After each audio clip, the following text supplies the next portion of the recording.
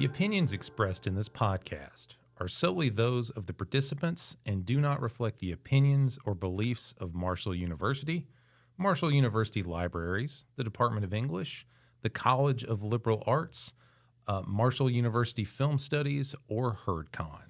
Hello, everybody, and welcome to the latest episode of Giant Bombs, exploring cinema through famous box office flops. I am Cody Lumpkin, and with me today, as always, is my co-host Ian Nolte. And we have a special guest for us today, Meghan Sexton-Harness. Meghan is actually she is the co-host of our sister podcast with me, HerdCon's Book Chats. And I guess that was more the mothership. Sure. It was the mothership, and then this one came about, and hopefully I won't do any more podcasts. These are the two podcasts I want to do. I don't know if I can take on a third. But I wanted to give a nice little introduction for Meghan, which she had kindly provided. So Meghan Sexton-Harness is a library research specialist here at Marshall University's Drinko Library, a producer for Giant Bombs, and a co-host of the sister podcast, HerdCon's Book Chats. She's the founder and organizer of Drinko Library's book club, Well Read and Undead.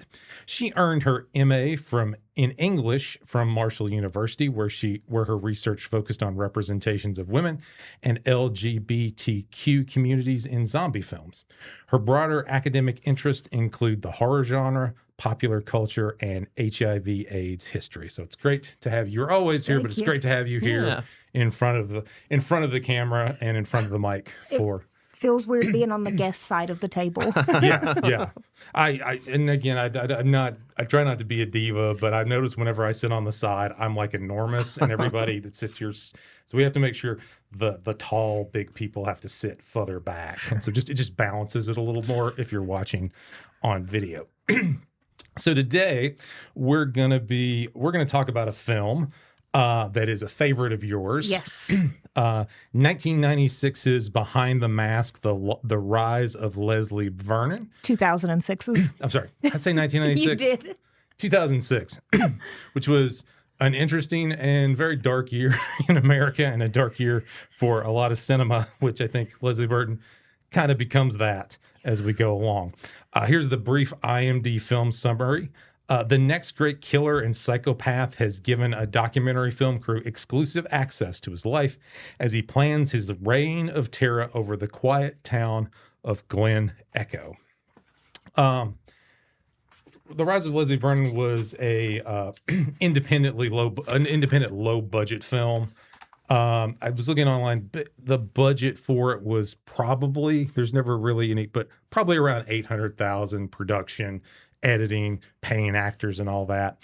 And it just grossed a mere $69,000, but it did premiere in South by Southwest in 2006. That was the point when they started doing movies. And it certainly has gone on to become something of a cult hit, which has sadly become the first film. There is plans for a sequel, but the first film isn't really readily available on digital right now. If you want to track this film down right now, which this could change in another day, it's on archive.org, which is a great repository of things that I can't find anything anywhere else. This is a place to potentially check and see if it's there. So you've talked a lot in our just conversations in everyday life. You've talked a lot about Behind the Mask, the Rise of Leslie Vernon, Sure. Meghan. So start us off here. Sure. So I saw this movie so long ago that it was one of the DVDs we got from Netflix. So it actually got mailed to our house. And as my bio said, I am a big horror fan in general. I did do my studies on zombies, but slashers are also where my heart is. And I loved this idea that we're in a world where Freddy and Michael and Jason and all these people are real people, but they're not supernatural. They're very well-prepared people. And I loved getting this look at it. I feel like this is the other side of the story that Scream was telling, where Scream, we had this look at the final girl and how those dynamics work, where this is the opposite end of that, where we're focusing on the killer. I feel like Leslie Vernon jogged so In a Violent Nature could run. Mm-hmm. Yeah. I think of it, it's like you could. I was thinking about Scream, Behind the Mask, The Rise of Leslie Vernon, and Cabin in the Woods would make for a nice deconstructive meta commentary slasher film festival if you were going to have something like that. Yeah. I remember this film as a really notable horror film in 2006. I remember reading a lot about it, but I could never get my hands on it. In 2006, I was still like pre-Netflix DVD in the mail, and for whatever reason, it was a movie I read about a lot about that year and never went back to. Sure. So I was really excited to watch it this week, like dig into it. Yeah. Yeah, and I don't know why it surprised me so much when I finally like sat down and just confronted myself with it. I was like, oh, I like this movie. Yeah. It's cool. I really like the way that they apparently when I was preparing to actually talk about it on a podcast, I was looking at reviews and a lot of people disagree with me apparently. I love the switch from the handheld found footage to we are now living the movie. I felt like that was really representative of our main characters' experiences, that they were no longer recording, they were no longer cinematographers, they were now trying to survive themselves. It was I think an interesting like practical choice for the story. Like, well, how do we maintain the conceit of the documentary all the way through, and just being like, well, what if we didn't? What if it became a movie at some point? I thought it was like really interesting, and I thought they did such a good job of establishing what the documentary looked like versus what this is really happening in the world of the film looked like. So that there was a great like visual switch, and I think it was a strong choice in the movie. It was a cool part of it. Yeah, I like that they weren't worried about holding on to that, their original style, because I don't know how they would have. I think that would have made it a lot more complicated. It would have muddied up the story had they tried to keep with the found footage thing. Yeah, it's supposed to become much more visceral. Yeah. Yeah. And I think, too, I feel like a film I ultimately don't like, but Blair Witch Project took that conceit to its logical end. It was a good example of like, let's commit, like these people are being chased by some supernatural force and they don't turn the camera off. Yeah. And that is successful for what it is and extraordinarily nauseating. When I saw it back in 1999, I was not good for a day or two because of the shaky cam. But it is very limited. It was like a wonderful experiment, but it's cinema. You should be able to vary the language from time to time and for situations. So, I also felt like this movie and making that decision, the way where we end up, really makes you question agency, especially for women, because the whole idea is she gets the phallic weapon and emasculates him. But does she really have agency if he already planned out what she was going to do? Because he tells us with the apple crusher, he doesn't tell us what's going to happen, but he says this is important. So it made me question, like, I think they purposefully make you question how much agency do these final girls actually have? And are they predestined to make these decisions? And I liked that look at it because they don't make her a superhero either. Mm-hmm. Yeah, to me, I kind of thought of this as one of these kind of ideal what we call deconstruction in literary theory. And when people think about deconstruction, they think you're just there to like tear down conventions and tear down old stories. And that's part of it. But you have to, again, deconstruct. Mm-hmm. You put it back together. And so at some point, this sense of this very like meticulously planned slasher killer who does all the kind of demystifies the process. And then we find in the kind of third act re-inhabiting, and everybody's doing the same mistakes and the same cliches that they would in a slasher film, even though we are made aware of all the dumb things people do in slasher films, and also the process of the slasher, how the slasher will go about why he kills, who he kills, when he kills them, and all that. So it is kind of and again, I think because it seems like such a archetypal story, that what is free will, and it has a very kind of fatalistic quality. This is something in Cabin in the Woods does. It's a ritual that we have to do this, and if everything doesn't work out, just the representation of these people have to die and be our blood sacrifices for the gods that will destroy us if we don't. Spoiler on that one. But yeah. And talking about free will, we have Eugene, who, if you haven't seen the movie, is Leslie Vernon's like killer mentor. And they ask him at one point, how can you survive an encounter with someone? And he says, run.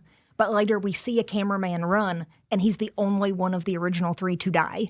So I thought that was an interesting premise, like there is no escaping. Yeah. We gave you the best advice we could, and you still died.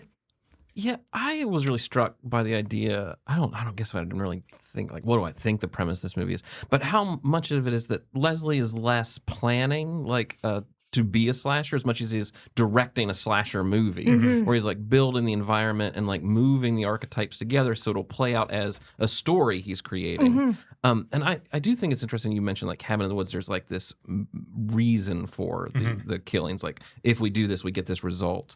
But Leslie's motivation is much more so just like a philosophical belief that this is helpful or good or cathartic in some way. For there to be good, there has to be evil, so he'll be the evil. Yeah, we must have good confront evil, so somebody has to orchestrate it. And I thought it was just like it's a very interesting idea, and like I thought a strong idea in the story, and one that kept me engaged because I just wanted to see him build his plan and like develop his trap and like move and manipulate the people around. And it helps that Nathan Basil is amazingly charismatic, and you want to root for him. I thought his performance was very cool in this movie. Watching the movie, I don't think if I'd read the screenplay, I could have imagined that performance. He's so, like, has this energy about him that is so captivating. It's almost like childlike and playful and exciting and enthusiastic and also deeply weird. Yes. All these strange, there's this moment in the movie, it's like towards the middle of the movie where he's saying goodbye to his mentor and his mentor's wife, Jamie. And they're like, it's just like a nothing moment really in the story. And they're just like, oh, goodbye. It's like the end of the scene. And he kisses her, but like, not on the cheek and not on the lips in this weird place another human being would never kiss another human being. Like, and it's too intimate. And then right in front of his mentor is like watching. And it's like, it's just this little physical choice in this. And it's so weird and bizarre. And I think he's full of those kind of like moments in the story. Like, why is this man doing this? I think my favorite part is when he is first introducing them to his house and he says, I don't keep pets I can't eat.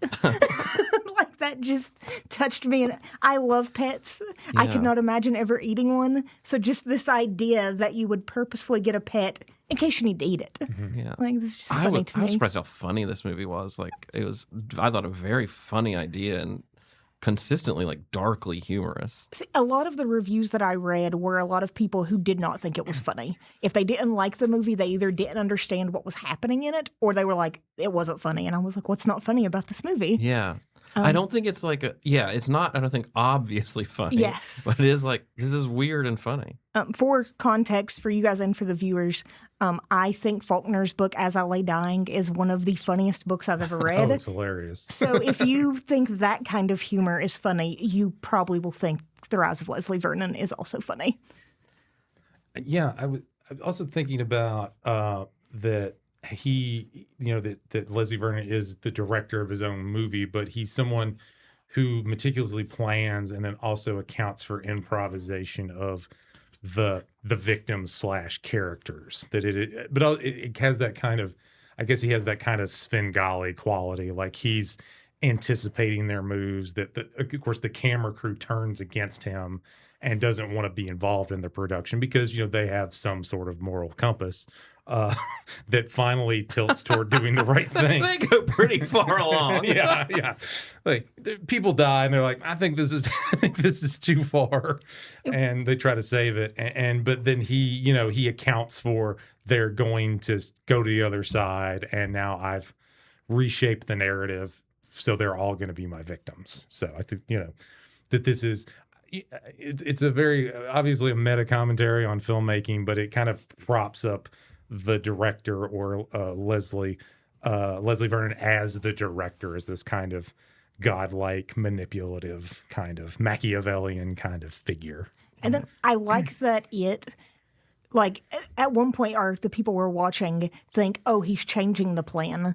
And it's not until like 15 or 20 minutes later where it dawns on the main character. I don't even know her name, sadly. Taylor, I think. Taylor. Taylor, the main character who's been like interviewing Leslie and has been on camera, realizes that no, she was always meant to be the final girl. And I wonder, like, I felt like Leslie was playing the game on hard mode by making his final girl so intimately aware of the plan. Like, I felt like that one-upped the past slashers. Because it's not like Billy Loomis or Stu Macher went to Sydney and said, hey, girl, this is what's going to happen, where Leslie did. Step by step, showed her everything. Yeah. I broke these tree branches. I've sabotaged these weapons. Yeah. Yeah. So I felt like he was playing on hard mode. He wanted to do something that hadn't been done, even if no one else would know that he did it. Mm-hmm.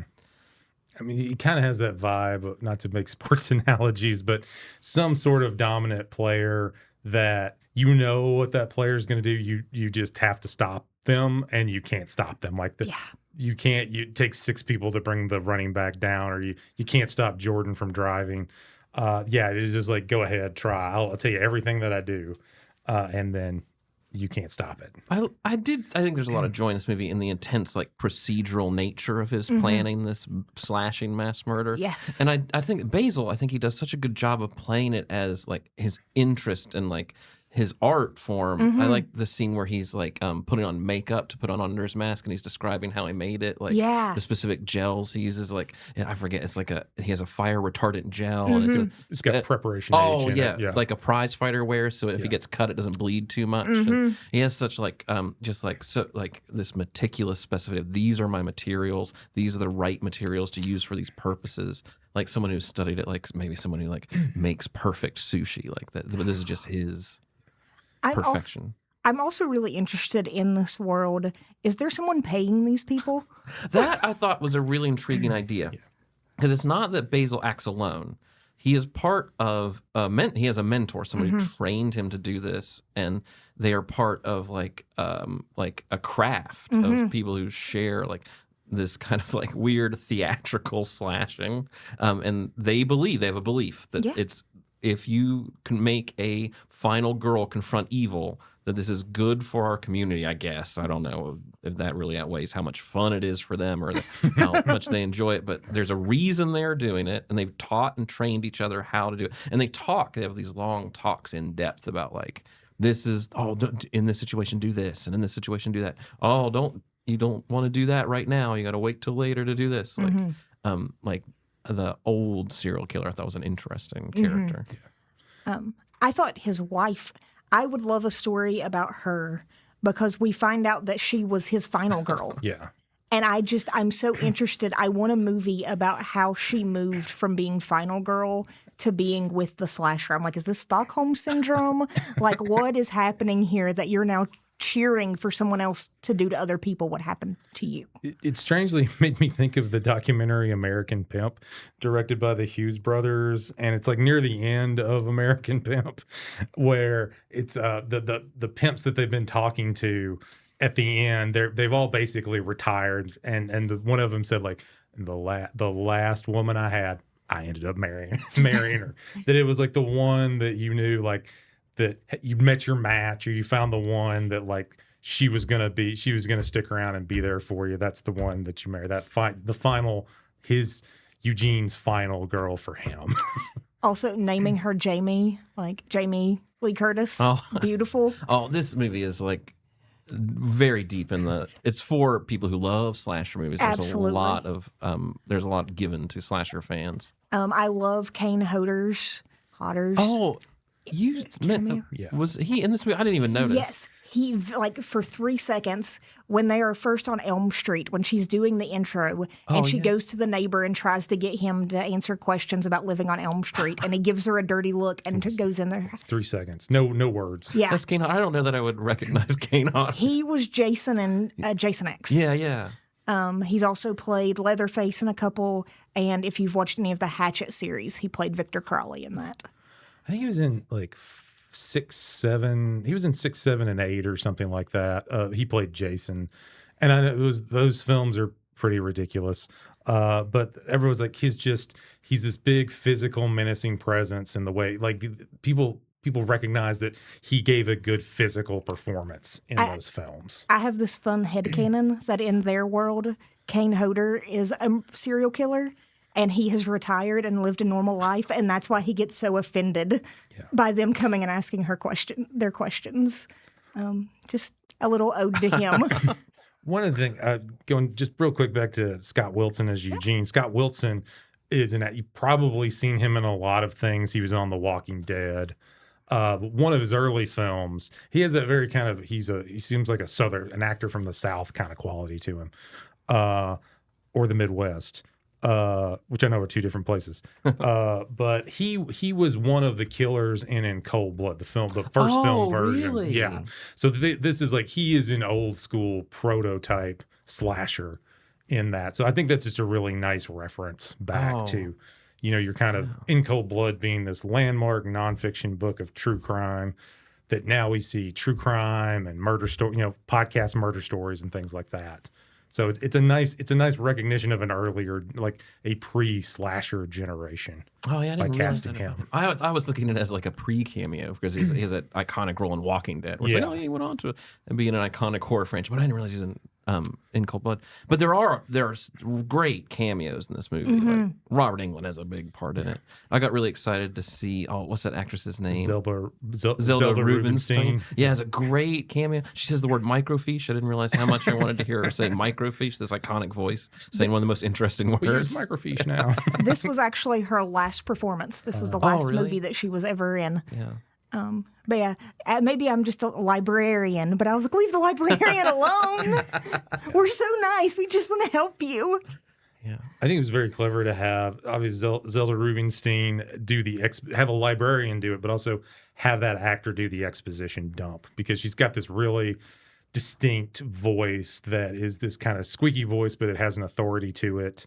And it's just a nice, get somebody with an interesting face and an interesting voice to give all the junk background stuff. So headed back to talking about some of the references they make, but also Robert Englund. I love that they named him Doc Halloran. Yeah. Because the first time I watched The Shining, I was devastated that Halloran died. So when I read the book and Doc Halloran didn't die, I was so happy. So them naming the good guy who saves the day after the black guy in The Shining just brought so much joy to my heart.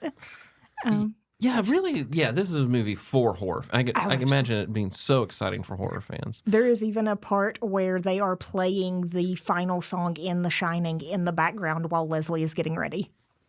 I remember that. Yeah. That's cool. If you listen to it very closely, it is very quiet, but you can hear the opening when they zoom in on Jack and he's at the New Year's Eve party in the picture. The song that's playing then plays while Leslie's getting ready for his. This is the kind of movie where Zelda Rubinstein pops up in the middle and you just want to applaud. Oh yeah, they got her.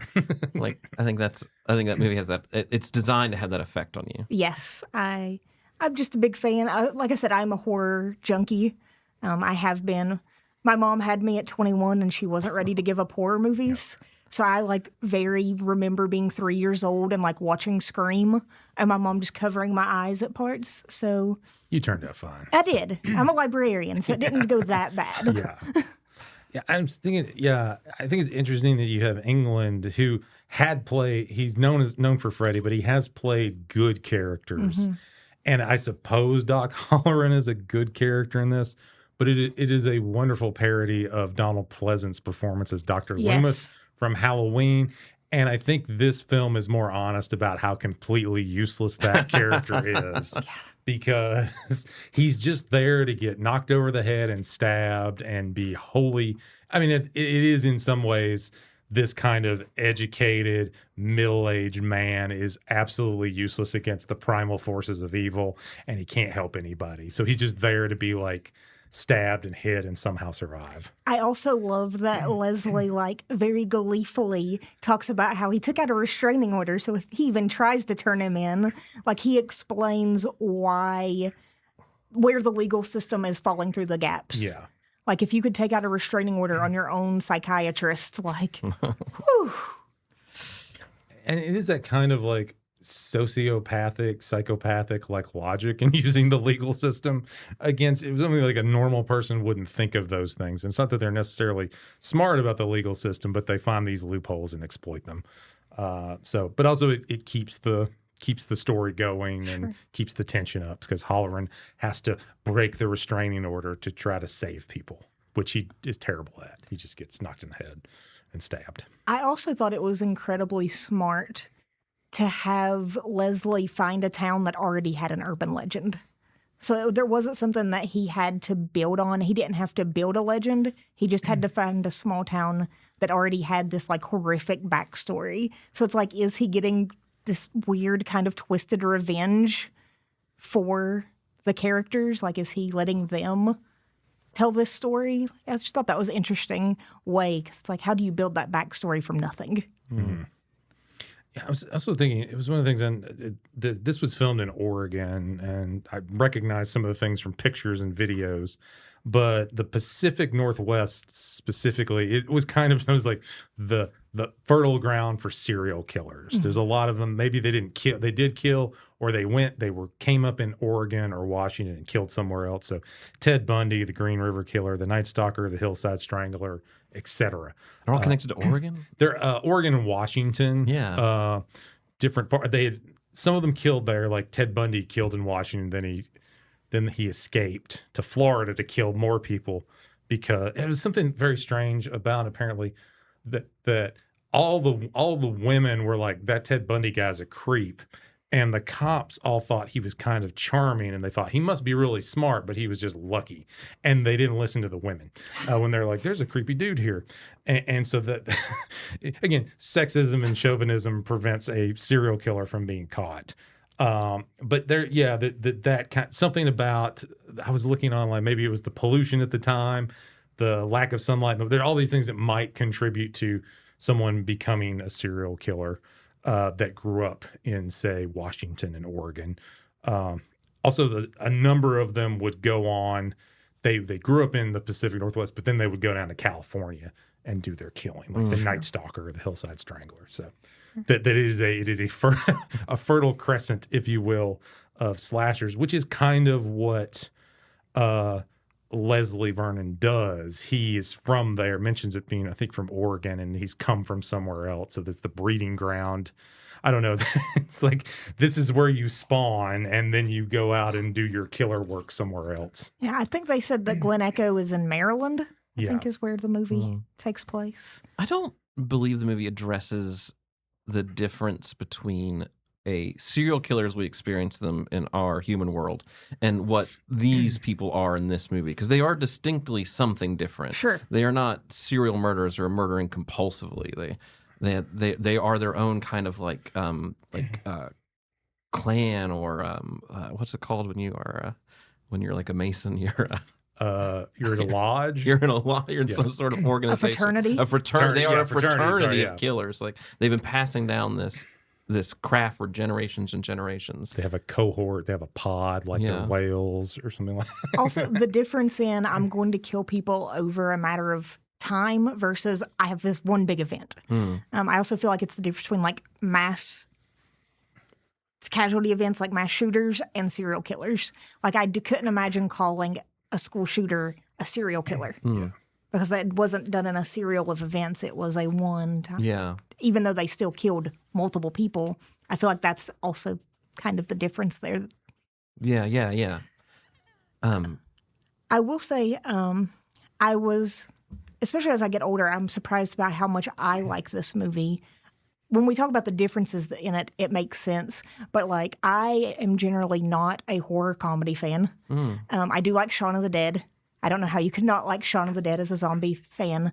But like Scary Movie, none of those. I'm like, oh my God, please don't make me watch that.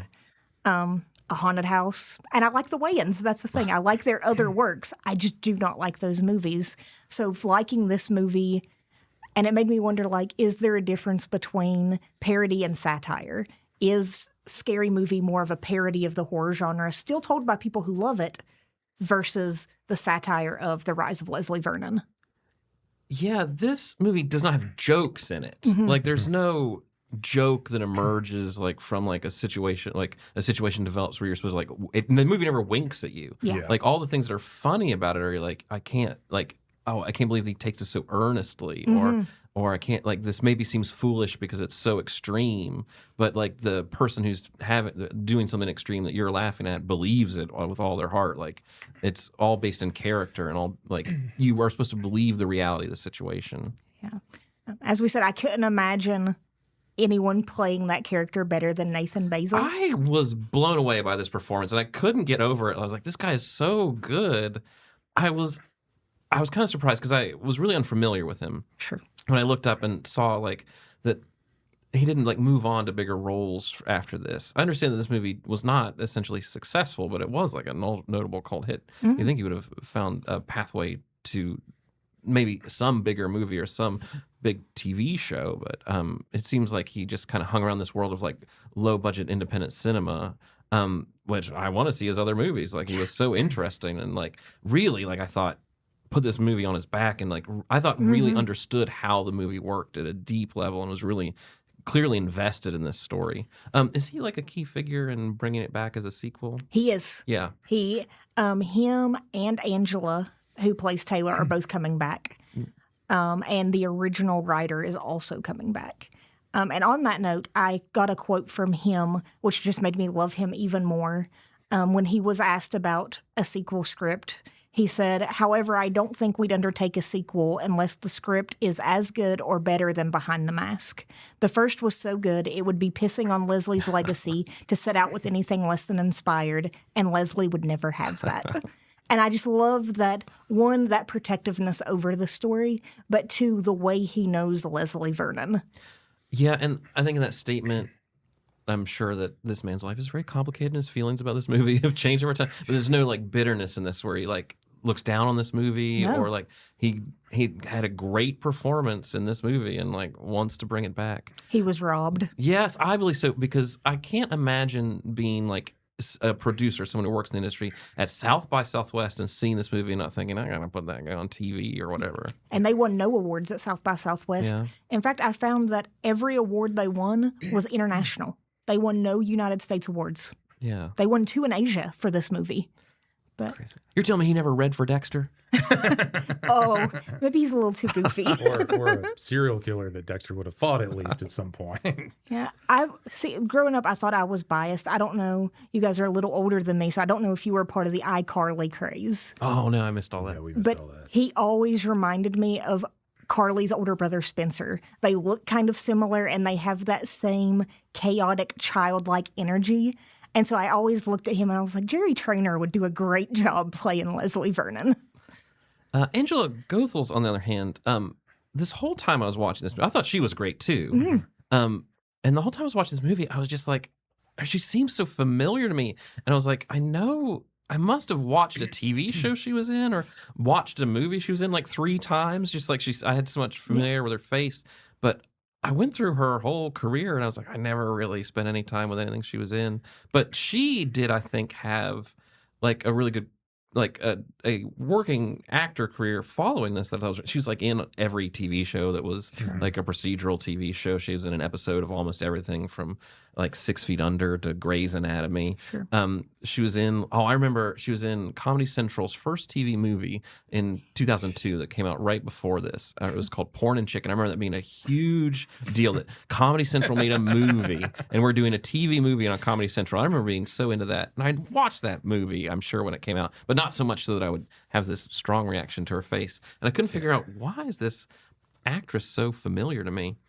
But it's just maybe that she's just been in a lot of things. So you have it pulled up. Was she in Grey's Anatomy before or after? Oh, I don't know. I just noted that was one of her roles. Because Leslie references Grey's Anatomy. Oh, gosh. He says nobody reads Grey's Anatomy for fun. Oh, yeah. So I wonder if she was in it before, if that was kind of like I don't know. a wink. She was also in Home Alone, and it's one of the things. She was one of the McAllister children, I believe.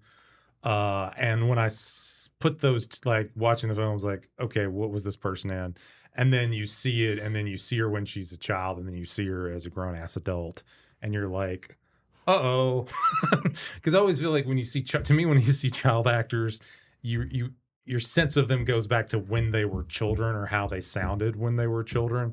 Like, I think Kiku Kwan, who was in Everything Everywhere All at Once, is a wonderful actor. But sometimes he'll, like, whenever he's kind of screaming or whatever, it sounds like Short Round from Indiana Jones and the Temple of Doom. And seeing Angela's face kind of reminds, like, okay, now it clicks. It's not fair. It's not right. She's a grown person. It's been, the new one's she's going to be an adult, but it always is a little bit, this is what they were like when they were child actors. I suppose that's just how we all feel about anyone we've known as a child, and they're like, they have a deep voice now and everything. And yes. they have adult weight, or, all these things. They drive a car. Yeah. But yeah, I think there's a kind of, I think with the Leslie Vernon character, there is that enthusiasm and kind of wonderment, and with the Taylor character, there's this kind of enthusiasm and naivety in her, which they play off really well with each other. And again, he's just, in the end, Leslie is an abusive, manipulative man who ensnares a woman with his charisma, which he does have a lot of it in this film. And then you start to see little moments where he starts to get violent and pushy, and it's just literally like she kind of gets love bombed a little bit, and then ends up killing everybody except for her. killing just about everybody except for her. I think that's the thing with Leslie, is that he's so smart. Like, he knows a little bit about everything, and he knows how to use that knowledge. And I think that's a really cool serial killer to be up against. How do you win against a guy who knows everything and who's already told you the plan? Like, you would think that would be handing you the victory if we're playing to be sports, and I say, hey, I'm going to go for a layup every single time. Try to stop me. But he told you the plan as part of his plan. Right? Like, he's so far ahead of you. Like, it's so good. Yeah. I really appreciate what they did with this movie. But I do wonder if it's so good because of that low budget. I mean, I'm glad to see that they're doing a Kickstarter, which means they already don't have a huge bloated Hollywood budget. I saw the budget for this film was under $1 million. Yes. Which in 2006 even was still like a minuscule budget for a feature film. I like the low budget charm of this movie. I think that it has like I like low budget movies in general, and I think this is a very well put together one. And is like a low budget horror film that has so much love for horror films, and like brings in the history and tradition of horror films. I was maybe a little bit like, I was maybe surprised this movie didn't connect with an audience theatrically in a big way. I was maybe thinking it is a little bit like constrained in scope. Like, it doesn't have a big scope that you might like think like, oh, it escapes its budget. It's really like about that farm and like the town, but like, I don't know, it's not like the Blair Witch Project had a big scope. It has the right, like, it doesn't have like movie stars in it, but that's not like as the two leads. They aren't like face on the poster movie stars. That's not necessary for a low budget horror film to pop. They all pop without movie stars, like whatever the ones you think of, like Paranormal Activity, Blair Witch Project, Open Water, like they all go without the movie stars. That's the idea of them. It looks good. Like, I think it looks really nice. Like, particularly, like, I thought, I was looking at like the movie parts that are like, I think shot on 16 millimeter. I was like, oh yeah, like it's lit for film. It looks beautiful.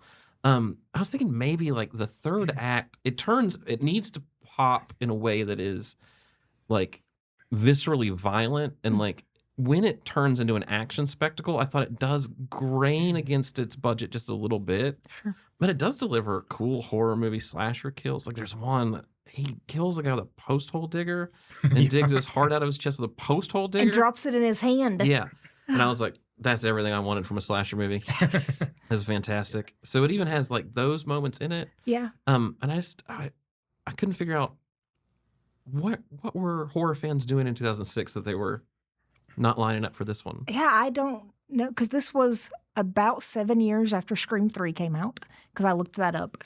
But also, I am a big fan of mid-2000s cheap horror slashers. Like, we could sit here all day and I could tell you all about the movies that make my partners groan every time I ask to watch them because they're like, please no, let's not watch that. But this is one where they're like, oh, we get to watch that? And I'm like, yes, found one.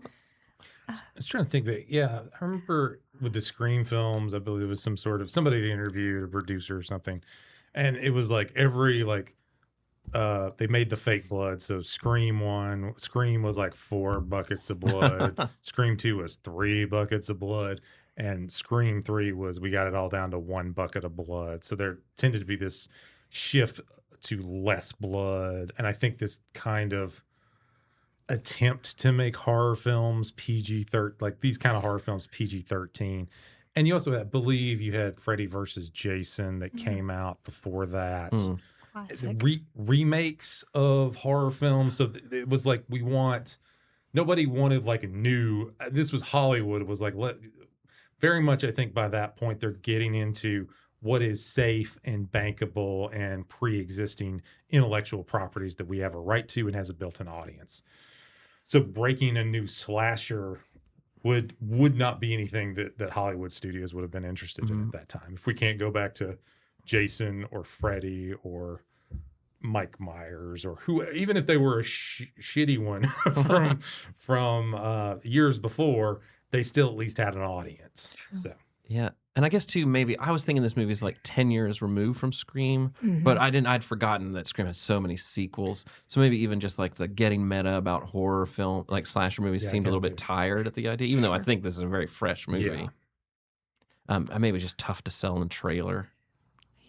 Yeah, I don't know if I've ever watched the trailer for it because, like I said, I was just really into low-budget slasher films, so that's all you have to tell me, and I'm like, yes, I will watch that. I do think this movie is a tough sell because I do think you have to be watching it to get what's cool about it. Yes, I think if you show the things from it like devoid of context, it just seems like a low-budget kind of slasher. Yeah, like agreed. But there are nice. I mean, you're talking about the cinema. There's some nice shots. I mean, really nice, nicely composed shots. There's one shot of the barn where it's two characters, and it just is a wonderful kind of closed framing. There's the part where they're in the town, and you see the girls in white going, communion, having their going to go to communion, and they're doing the jump ropes. Like that's straight out of Nightmare on Elm Street. So they have a sense of like, we'll have little jokes going on in the background and references going on in the background. So it definitely, I feel like it's got a craft to it, but it's got an attention to detail that has a budget to it, and it's not like low enough to where they have to like really make a lot of concessions. They have moments. I think too, it's also like, I remember reading this book. It was called Fast, Cheap, and Under Control and How to Make Low Budget Movies. And one of them was to try to get, if you could get a named actor, sometimes they'll be nice and do it for scale, but basically like if you can get them to work one day, they can be in your film in a supporting role or something like that. And I feel like that is a film. This film is like referencing that. So you have Robert Englund basically probably worked a day or two. Zelda Rubinstein probably a day. Scott Wilson maybe a day or two.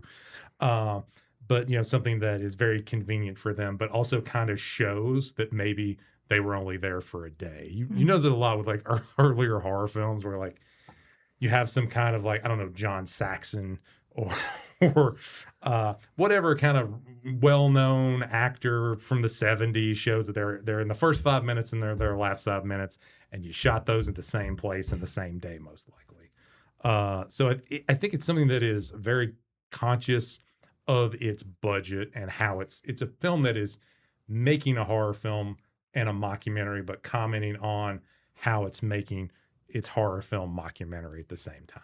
It's there to constantly remind you of the meta levels of we're just making a film here. While we're talking about filmmaking and tight filmmaking, this movie is also something that I would love to see it back. It's the quick, tight 90-minute movie. It's not a 2.5-hour saga. It is a quick, fun 90 minutes, get in and get out. And I missed that so much. And I felt like that was a big thing in the mid-2000s. I love these long movies, don't get me wrong. Sometimes you need all that time to tell the story. But other times, just give me a 90-minute, hour and a half, and I'm good. Yeah. I remember when one of my film professors had said that things like Pirates of the Caribbean, I feel like it started with those, although your Lord of the Rings are all like 3.5, Sure. almost 3 hours long or more. And this was like somewhat of a strategy on the part of Hollywood, is because you have big, say the opening weekend, the first 2 weekends, you've got 5 theaters with a Pirates of the Caribbean film or the Lord of the Rings, and they can only show so many. So it's a way to kind of push everything else out. So Oh, because to have more screens, you book Yeah. more theaters. and so you have these spectacles like, oh, there's a wheel that's rolling for a 20-minute action scene or something like that. Or, I don't know how long Fast and the Furious films have gotten, but yeah, let's have 10 car chases instead of 5, which actually help actually forward the plot or something Yeah, like that. because I have enough screens to fill the day to book more rooms. And so you were there to maximize your space, but also to push everything else out Devious. as a strategy. Yes. I never would have thought of that in 100 years. Yeah, this film, I believe it was Wheeler Winston Dixon. I believe one of my film professors, I believe he's the one that said it, or his wife, Gwendolyn Foster. Both really wonderful film professors. But yeah, they just try to move stuff out. And I think too, one thing, I think this was a film that was made a little bit, I think if this film was made 10 years later and would have more than likely gone on to streaming somewhere, I think it would have been a lot more successful. If it ended up on a Hulu or a Tubi or a Netflix. This is a movie that had to have found its audience on home video. For sure. And I think streaming would have allowed it to find more people more quickly to generate that audience. When I was looking at their Kickstarter, one of the rewards that you could get was like a VHS cassette version of the original movie and like a special case. And I was like, that speaks so much to the era that it was created in, but also to the era that we're in now, that people are clinging to that physical media, that nostalgic kind of Yeah, feel. I was looking at the Kickstarter for this sequel, and I think their original posted goal is like $20,000, which to me, I wasn't. That's not enough to finance the feature, so I'm not sure what that original goal was. But it's sitting right now, I think, at like $300,000. So from my understanding of it, it was already funded. But Yeah. this extra money was giving the director more leeway to Yeah. do it the way he wanted. So they've got like partial funding, and picking up $300,000 is a lot for money for Yeah. them to pick up. And I thought, to me, it was like they were so over their original stated goal. I think they activated their audience, like they found them online, they got people excited. I will be excited for the sequel. They have been trying for almost, I would not be surprised if it's going on a decade now. They tried to crowdfund a comic version because they couldn't get the film going. So I think people that have been following it all these years, we're like, yes, please give me Leslie back. This movie this production seems to be begging for the Evil Dead 2 pattern, where it's like we'll make part 1 for under $1 million, and we'll get a buzz at South by Southwest, and then we'll all make a lot of money on the sequel. Seems to be what everyone was hoping as it rolled out. So that brings me to one of my questions for you all about predictions for the sequel. So we know based on the movie that Leslie Vernon did not take off. Do you think that the sequel will follow that the murderer, Leslie Vernon's career also did not take off? I'm thinking about legacy sequels and how this, I would assume they will make a commentary on legacy sequels. So will this be a thing where the Leslie Vernon, there is like, just like the Leslie became Leslie Vernon, there is someone, what was his original last name? Leslie Mancino? That there'll be, again, I don't think this is a good idea. This is just something Mancuso? Hollywood would do. A Mancuso? Something like that. So, yeah, that someone will then take the role of him in the I'm from Oregon and a psych ward and I came to Maryland. So they'll have like there'll be a new guy that comes in, because that's your legacy sequel thing. A next generation has to come in at some point. And then the old generation is old and cranky, but they still got it when you push them enough. See, I think I would love the movie where Leslie has become a little more jaded because his life did not take off. Nobody cared about what happened at Glen Echo. Yeah. And like he's trying to make his return. He's got to do it bigger because we all know the sequel has to be bigger and better, right? So he has that stress of, crap, my first one didn't take off, and now I have to perform better. Because that is the goal of these killers in this movie. Their goal is to create an urban legend. Like they want to hit like something like people talk about, like Freddy Krueger is like, we talk about it and talk about people like at the beginning of the movie where they say people think Freddy Krueger comes to them in their dreams. Yeah. Like that's what they want to they want to invade the public consciousness, and he didn't do it in his first movie. You're right. That's his big goal. So that makes sense. I would like that, to see it follow the actual trajectory of the first movie. When I was watching this movie, I was thinking about Leslie as a character because I thought that actor was doing such a good job of that performance, and he made the character so interesting that like when I was watching the movie, immediately I was thinking like, oh, this is like a satire of like social media where like all the time you like scroll on your feed and you see someone like talking into their camera about something you wouldn't admit to anybody, and there's like their entire social media brand, and you're like, this is. But I realized, oh wait, this movie, social media didn't exist when this movie was created, so I think it's maybe more like a satire of like reality television, that idea of like, why are we overly confessing these dark impulses we have and then treating these people like they're special and wonderful celebrities when we should be saying this is antisocial behavior. I think Leslie Vernon in the social media age would be an interesting idea. Like how does that play into how he presents himself? And I mean, I think that it was getting onto something that we see as an issue now, and maybe it was an issue then, but we are seeing this rise of these serial killers, these mass murderers are celebrities. There are women who are like, oh yeah, I would have definitely let Ted Bundy kill me, especially when you have people like Evan Peters and Zac Efron playing these counterparts. And I think that Leslie will definitely have something interesting to say. I did read an interview with the original creator talking about the sequel and how they had written a sequel within 3 years of Leslie coming out, and how much they've had to adapt it, that they basically had to throw that one away to now, 20 years later, what would Leslie be talking about? Which brings me to my last question. We talked about it a little bit, but what modern tropes do you see the sequel playing with? I do think this movie doesn't get in. They treat the killers as like urban myths. Sure. But I do think there is something to the idea that now, like, what are Freddy and Jason and Leatherface? They're like corporate icons, like as much as anything. So maybe some sort of like commentary on the corporatization of murder. I mean, that made me think about when I was writing my comments, and this just hadn't thought of this before, but is a slasher like exploitative capitalism, that you're just there and you're just wrecking things to wreck things and making everyone's life appreciably more miserable. There's some sort of, instead of like being the slasher being this id character that, again, we thought the killer is just randomly killing in whatever opportunity, that makes them like an id character. Like there's no subconscious to stop them. There's no ego. There's no super ego in society to oppress them.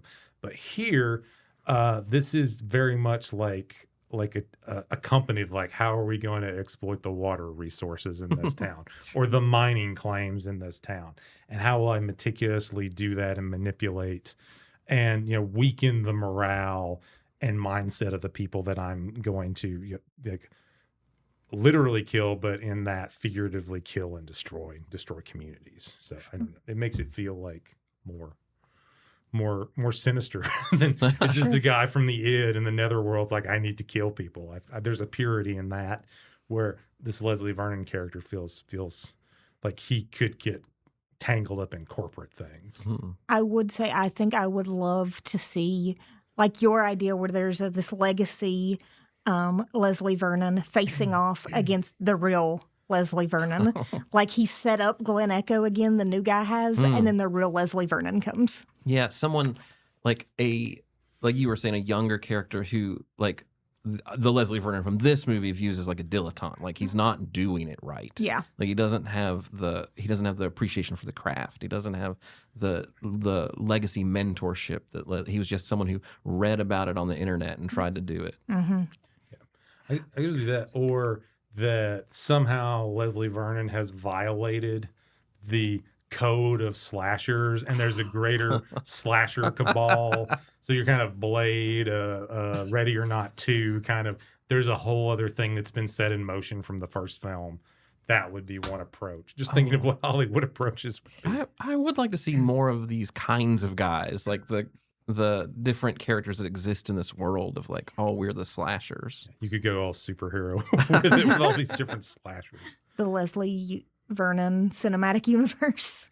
I also wonder, I think another thing they could do is that killing teens is killing teens in slasher films is probably a lot easier now than it was then.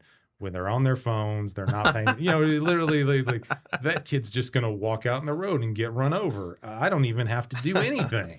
I think there was a movie Time After Time.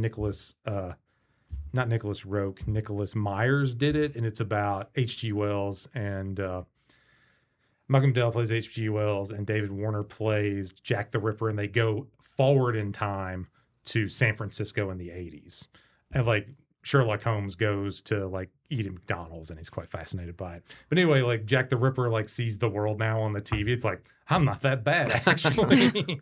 So that the world is so bad that Leslie Vernon and the kind of and I think there's a kind of nostalgia for slashers because they generally kill one person at a time.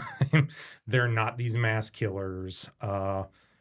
So that they have a kind of quaintness to it that's just baked in to being a certain genre that had its kind of prime decades ago. As long as you don't hang out with the virgin, you'll be fine. Yeah. A movie where Taylor needs Leslie Vernon. Like, he's the only one who could save the day. What if she was the one who was washed up? Yeah. That would be... I mean, yeah, literally, her journalistic career is probably over with after being extremely complicit. Even if she said, very much like, even if she saved people, there's all those other deaths, I mean, I don't feel like she even saved anybody, though. Yeah. Everyone that he had originally planned to kill still died. It was only Doc Holleran and one of her camera guys who survived with her. Who admitted her love to her and then got knocked. You got to go through her. You got to go through me. And every murder that she helped plan occurred. Yeah. I also don't know, like, even from within the world, where her thought process was. Like, even if she didn't genuinely believe that he was a murderer, the second that she knew that he killed the librarian and didn't turn it in, girl, you're going to jail for accessory. Yeah, I think you're not allowed to film someone who says, I'm planning to commit a mass murder. Right? Like, and then just go about your business. So I don't know, like, I've got to report that. I'm like, was this for a college class? Was this like your capstone? Yeah. Like, what? Because you're going to go to jail, girl. Yeah. There's an idea in this movie that I think this movie plays with, but never gets all the way to it, where I think it wants to create also a complicitness in you, like the viewer, like where once you ask the question, well, why are you watching this? Like, why don't you stop it? You can stop it. Like, you can be like, at any time you like and make it quit happening. And I think her role plays into that, where it's like, well, it's more exciting if I go along with it. And I do think this movie puts you in an interesting place where my favorite part is when he digs that guy's heart out with a post hole digger. And I do, because of the context this movie has, where it asks that question of Taylor, like, why aren't you stopping this? Like, and she has to like confront that towards the end of the movie and like come to like her decision about it. Like, why am I watching? Why do I want to see that kid get his heart cut out with a post hole digger? Just because I think it's more exciting than if he like escapes and saves the day. Like, Yeah, especially God's talking about complicity now, especially with social media age. Like I said, the sequel is definitely going to be interesting if this is what they were already saying in the original. And I always hate to speculate. I know it's fun to speculate, but I hope like that they'll just do something completely different from however good or bad our suggestions are. I don't know. Go ahead. I feel like, I just feel like there's a passion for this movie. Like the people who made it love this movie. They genuinely loved horror. Yeah. There's part of me that's like they could do Hermit Luke, like Leslie Vernon is now a hermit and he doesn't want to practice slashing anymore. And this one, like, you gotta do it. So I feel like there's so many kind of narratives that audiences would be familiar with, and then narrative tropes in horror to make fun of and do a really good job. So, I have expectations, but I understand. I'll understand whichever direction they go in for the most part. Knowing that Nathan Basil is back with his whole heart gives me hope. I mean, Robert Englund is back. Yeah, I want to see Basil in more things. I was looking. He does editing, a lot of editing for quite extensive for kind of reality TV shows that would be on Discover. So he's done Storage Wars, I think, Biggest Catch. So he's working a lot in editing, which he has hundreds of credits of that because all these episodes. Oh. Well, I loved Storage Wars, so I've been a fan of his for quite some time, didn't I? Yeah, I also think this is the kind of thing where with actors, acting is a job and it's good to get paid. And oftentimes actors can go a really long time without getting any work. I remember, big fan of the 2005 Jane Austen Pride and Prejudice. But I remember Matthew McFadden got the role, and he's like, he didn't think he could be like that kind of hunky guy, but he pulls it off. But he was like, everyone's talking about the film, but I haven't worked in a year. And I understand now why people, actors and people, they go to conventions. Some of them are starting OnlyFans, just have access to some way to create a revenue stream to when you can get the acting jobs, you can get the stage jobs and things like that. Yeah, it is not like it's not like the old Hollywood system where you have a contract with a studio and you work every day. This is whatever this is what you're going to do. So yeah. See, I feel like being an actor today is almost like being a business owner, and you're the business. Yeah. Or if you're not bringing in money, then you don't got any money. That's so scary. And so much of it is based on the personality they present. So I think it was looking at movies. One of the textbooks I use for intro to film studies is personality actors. So it seems like the characters they play are basically the same thing. Like all the Chris's, Chris Pratt, Chris Pine, even somebody like Denzel, who was a really good actor. But you feel like you watch Denzel, you'll notice Denzel doing some very distinctive Denzel things in any movie he's in, and he's really good because who else is like Denzel? But that's part of like a business choice for those actors. They have to, that's the thing that gets the movie greenlit, and they get paid to do that thing, which I find is ultimately very limiting. I'm sure that frustrates a lot of actors. I'm a big Seth Rogen fan, and he gets some of the most hate for doing that. And I'm like, but I don't go to a Seth Rogen film expecting him to be anything less than Seth. Yeah.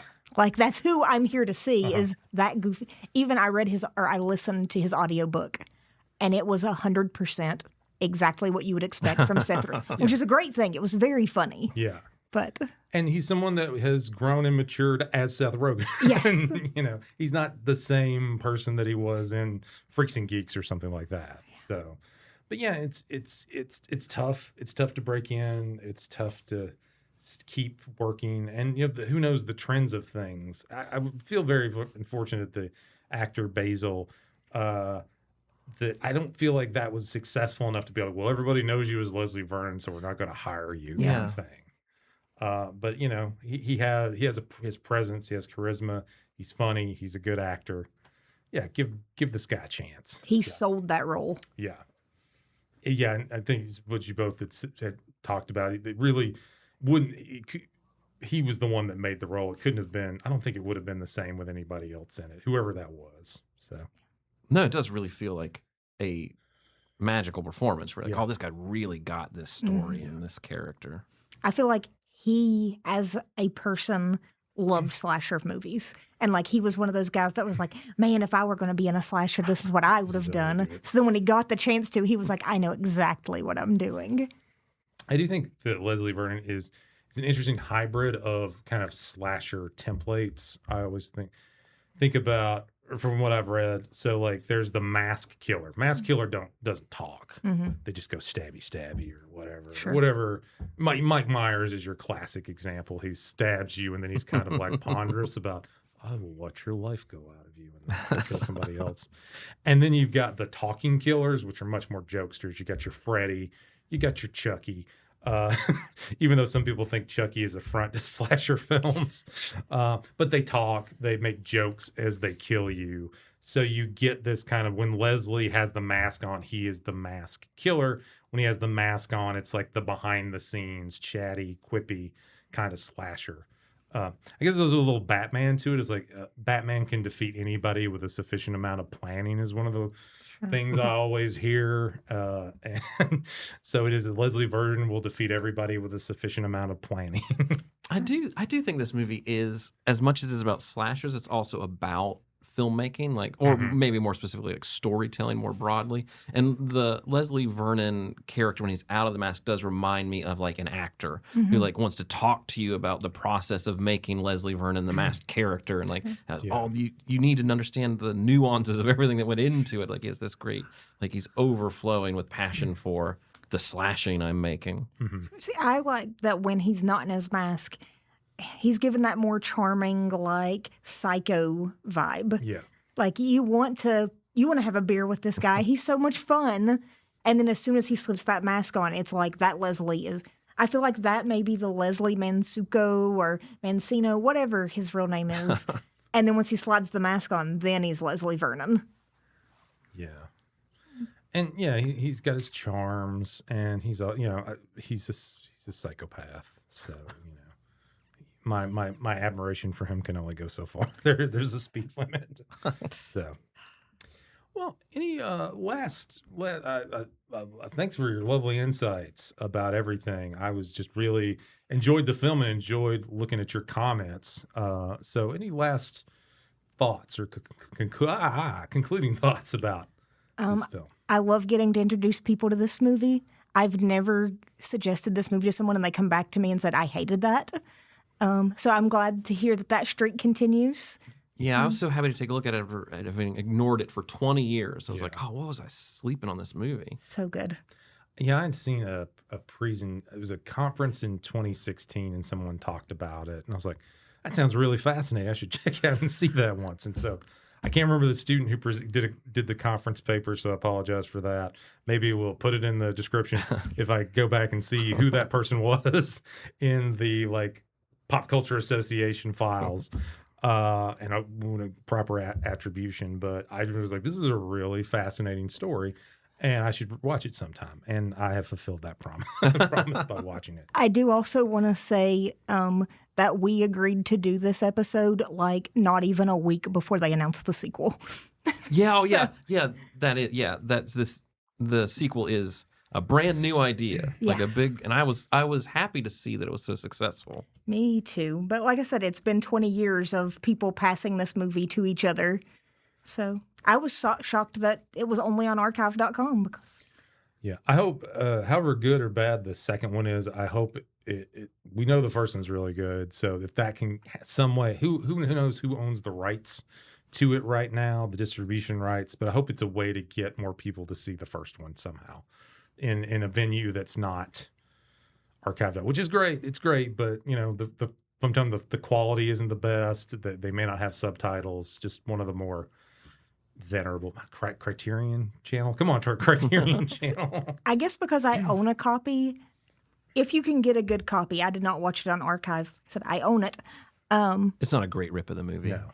It's legible, but it's not the for me, most pristine way to watch it. There's no better way to watch it than being in a little room. Mm-hmm. And especially if it's cabin-esque with wooden walls, I think that would be your best experience watching this movie. Very cozy with yellow, orange lighting, very cozy. But when I finished it, I was like, well, I don't care if the sequel's any good. I think we should just send the people who made this movie $300,000 on the internet anyway. Agreed, yeah. They deserve it.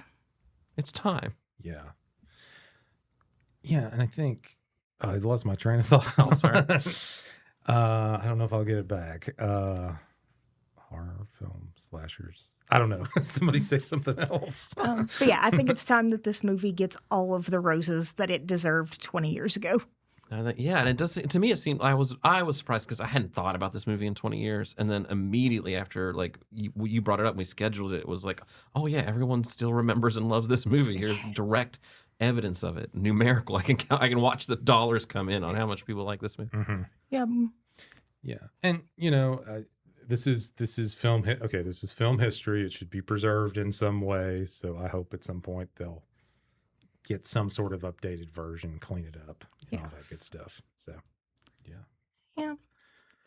Thank you all very much for this delightful episode. Always happy to talk about those overlooked, forgotten cult films. Well known to some, needs to be more well known to others. So thank you very much for watching Giant Bombs. Please make sure to like, share, and subscribe, and we'll be back soon.